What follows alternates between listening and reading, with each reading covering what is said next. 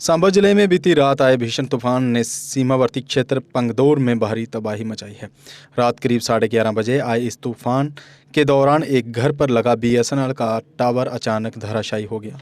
घर के मालिक बनारसी दास के अनुसार धमाके जैसी आवाज के साथ टावर गिरने से पूरी बिल्डिंग को काफ़ी नुकसान पहुंचा है। गनीमत रही कि हादसे में कोई जानी नुकसान नहीं हुआ। इसके अलावा जिले के विभिन्न हिस्सों में मवेशियों के शेड, घरों की छतें और खेतों में लगे सोलर पंप सेट भी तूफान की भेंट चढ़ गए। स्थानीय लोगों ने जिला प्रशासन से प्रभावित इलाकों का दौरा कर मुआवजे की मांग की है। मेरा नाम है जी बनारसी दास और मेरे गांव का नाम है पंगदौर। बॉर्डर के नज़दीक रहने वाले हैं हम। तो रात को जब 11 बजे 11:30 बजे तूफान आया अचानक, तो इतना बाज आई, इतनी बाज आई कि कोई पता नहीं किसी ने घर में जाल गिरा दिया है। और लाइटें, बिजली, आसमानी बिजली चमक मार रही थी, बदल हो रहा था। मैंने बच्चों को बोला इधर पड़ जाओ, अंदर मार के उनको, तो इधर जाना होना मैंने मना कर दिया उनको। सुबह जब थोड़ा आराम लगा तो बाहर छका तो देखा तो टावर गिर गया। और इतनी आवाज आई कि क्योंकि इधर कोई मिसाइल फट गया है। तो इसको जानो माल का कोई जानो माल का सर मकान का ही हुआ है, थोड़ा डैमेज 2 कमरे, और बाकी जी बच गए हैं, माल मवेशी कोई खतरे की बात नहीं। इन्नी कुदरत की मेहर है कि वहाँ कोई इधर गिरता इधर भी नुकसान जना था। इधर तीन तरफ ली, चौथी उसी तरफ गया जब जिधर नुकसान। जब ये गिरा तो आप इधर ही थे यहाँ पे? हाँ, मैं जाग रहे थे, हम अंदर थे। तो नुकसान दीवारों को हुआ? दीवारों को, छत को भी, उधर दरवाजे के साथ क्रैकिंग आई है, पौड़ी टूट गई है। अभी जो है बीएसएनएल वाले को इन्फॉर्मेशन दे दी हमने सर 11:30 बजे। तो उन्होंने बोला उधर नहीं जाना, तो हम सुबह देख लेंगे। फिर सुबह उन्होंने लड़के को भेजा, बिजली काटी, तो फिर इन्फॉर्मेशन दी। अभी भी आए हैं वो, और चैनल वाले भी आए थे और पुलिस वाले भी आए थे देख के मौका। तो सर मैं तो गरीब आदमी हूँ, किसान हूँ और भी अनपढ़ हूँ। मेरे से ये बना नहीं जाएगा। जब सरकार मदद नहीं करेगी तो मैं अपने मकान की रिपेयरिंग नहीं कर सकता। नमस्कार, मेरा नाम करमजीत सिंह है। मैं सीमावर्ती गांव पंगदौर का रहने वाला हूँ। रात को जब 11:30 बजे के करीब जब जहाँ पे तूफान शुरू हुआ है तो 5-7 मिनट बाद हमें एक आवाज़ सुनाई देती है। तो पहले तो हमें ये लगा, क्योंकि हम घरों में थे, हमें तो ये लगा कि कहीं कोई धमाका हुआ, शायद कहीं कोई विस्फोट वगैरह तो नहीं हुआ। तो थोड़ी देर बाद जब मौसम थोड़ा साफ़ हुआ, क्लियर हुआ, तो हमने जब घर से बाहर निकली तो हमने देखा हमारे पड़ोस में एक बीएसएनएल का टावर है, वो कोलैप्स हो गया है। तो जब हम यहाँ पे आए, हमने अपने जो हमारे ताया जी हैं उनको पूछा,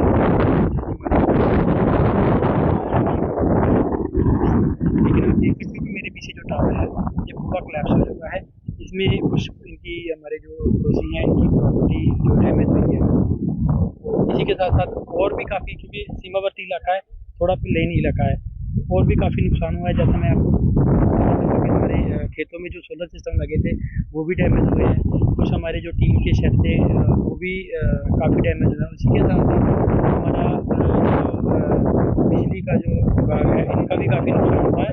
साथ में हम प्रशासन से एक अपील करना चाहते हैं कि जैसे कि मैंने आपको बताया कि हमारा जो इलाका है वो गाँव का इलाका है, तो हमारा जो सोर्स ऑफ पानी का वो मेन रहता है, वो बोरवेल से रहता है।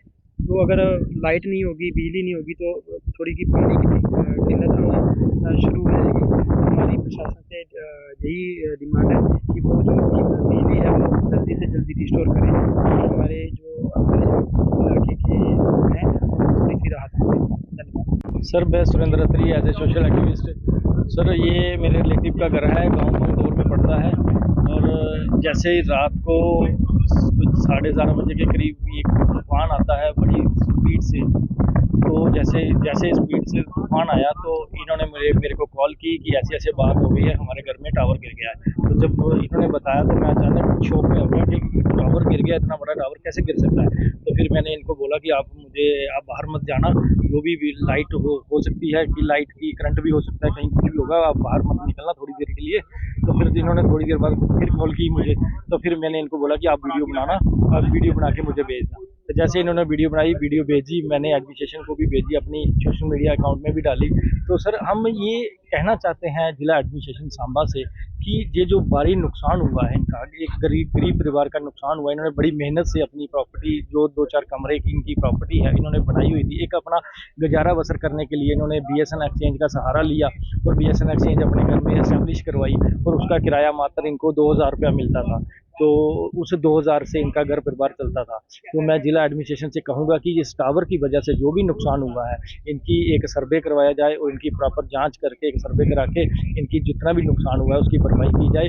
और साथ में मैं एक BSN एक्सचेंज जिन्होंने ये टावर लगाया था उनको भी कहना चाहता हूँ कि ये इतना बड़ा टावर आपने एस्टेब्लिश किया था, जहाँ तक हमें पता चल रहा है कि इसकी इंश्योरेंस पॉलिसी तक नहीं करवाई थी इन्होंने। ये एक बहुत बड़ा सवाल है, ये डिस्ट्रिक्ट एडमिनिस्ट्रेशन को सोचना चाहिए कि जितने भी हमारे टावर लगे, एक इस टावर की बात नहीं है, एक टावर गढ़वाल में भी गिरा है, तो वहाँ भी काफ़ी नुकसान हुआ। तो जितने भी टावर लगे हैं इनकी कम से कम इंश्योरेंस पॉलिसी तो होनी चाहिए। अगर कोई हादसा हो जाता है तो उसका जिम्मेदार कौन है। तो मैं जिला एडमिनिस्ट्रेशन से कहूँगा कि भारी तूफान जो आया है, इस तूफान की वजह से और भी काफ़ी नुकसान हुआ है। हमारे किसान भाई जितने भी मोटरें लगाई हुई हैं, मोटर के ऊपर सोलर सिस्टम जो लगाए हुए हैं, सोलर पैनल जो लगाए हैं, वो अभी नए लगाए हैं लोगों ने, तो उनका भी काफ़ी नुकसान हो, वो काफ़ी टूट गए हैं। तो अगर आपका सपना भी गवर्नमेंट जॉब पाने का है लेकिन बड़ी बड़ी फीस बन रही है परेशानी, तो मायूस होने की ज़रूरत नहीं है।